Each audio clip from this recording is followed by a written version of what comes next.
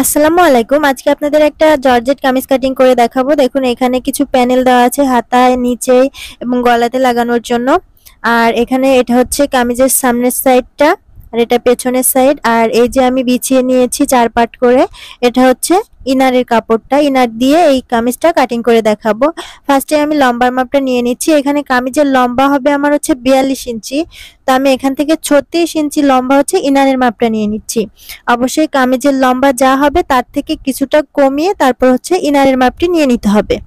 এই যে এখানে আমি লম্বা অনুযায়ী দাগটা টেনে নিয়েছি। এখন হচ্ছে এখান থেকে 3 ইঞ্চি চওড়া গলার মেজারমেন্ট এবং 6.5 ইঞ্চি চওড়া শোল্ডার মেজারমেন্ট নিয়েছি। 6.5 ইঞ্চি লম্বাতে নিয়েছি আর্মহোলের মেজারমেন্টটা এবং 9 ইঞ্চি নিয়েছি বডি মেজারমেন্ট। এখানে 36 সাইজের একটা কামিজ তৈরি হবে এবং 1.5 ইঞ্চি নিয়েছি এক্সট্রা সেলাইয়ের জন্য। এরপর 21 ইঞ্চিতে একটা মার্কিং করেছি, তারপর করলাম 8 ইঞ্চিতে। এখন এখান থেকে 9 ইঞ্চিতে এবং 1 ইঞ্চি এক্সট্রা নিয়েছি সেলাইয়ের জন্য। এখান থেকে নিয়ে নিচ্ছি আমি 8 ইঞ্চিতে আর 1.5 ইঞ্চি নিয়েছি এক্সট্রা সেলাইয়ের জন্য। এরপর তিনটা এভাবে করে মিলিয়ে বডি শেপটা ড্রয়িং করে দিলাম। এখন নিচের দিক দিয়ে ঘেরের মাপটা নিয়ে নিচ্ছি। এখানে আমি 12 ইঞ্চি রাখছি। এই যে 12 ইঞ্চি নেওয়ার পর এই দাগটা সোজা করে মিলিয়ে নিতে হবে।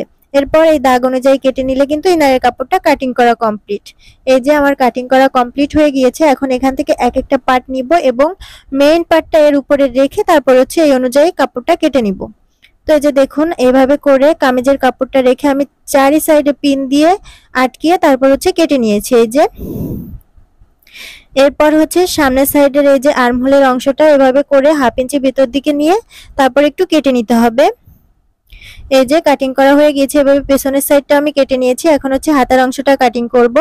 হাতার অংশটা কাটিং করার জন্য এখানে কাপড়টা 4 পার্ট করে নিয়েছি এবং হাতার লম্বা অনুযায়ী এখানে যেহেতু প্যানেলটা ইউজ করব এই কারণে প্যানেলটা রেখে হাতার লম্বাটা মেপে নিচ্ছি। এখানে আমি 18.5 ইঞ্চি রাখছি। এখানে সেলাই করার পর আমার কিন্তু 17.5 ইঞ্চি টিকে যাবে। এই যে এখান থেকে হচ্ছে 16 ইঞ্চিতে দাগ দিয়ে নিলাম। হাতার মোহরের মাপটা নিচ্ছি হচ্ছে আমি 5 ইঞ্চিতে এবং 1.5 ইঞ্চি নিয়েছি এক্সট্রা। আর্মহোলের দিকে নিয়েছি 8 ইঞ্চি। এখান থেকে 3 ইঞ্চিতে মার্কিং করে এভাবে করে হাতার রাউন্ড শেপটা দিয়ে নিলাম। আর এই দাগটা এভাবে করে মিলিয়ে নিলেই কিন্তু হাতাটা কাটিং করতে সুবিধা হবে।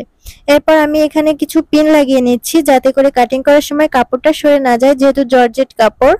এরপর দাগ অনুযায়ী কাটিং করে নিলেই কিন্তু জর্জেট কামিজ কাটিং করা হয়ে যাবে। এভাবে আপনারা কাটিং করতে পারেন। ভিডিওটি ভালো লাগলে চ্যানেলটি সাবস্ক্রাইব করে সঙ্গে থাকবেন। আজকে এই পর্যন্ত। আল্লাহ।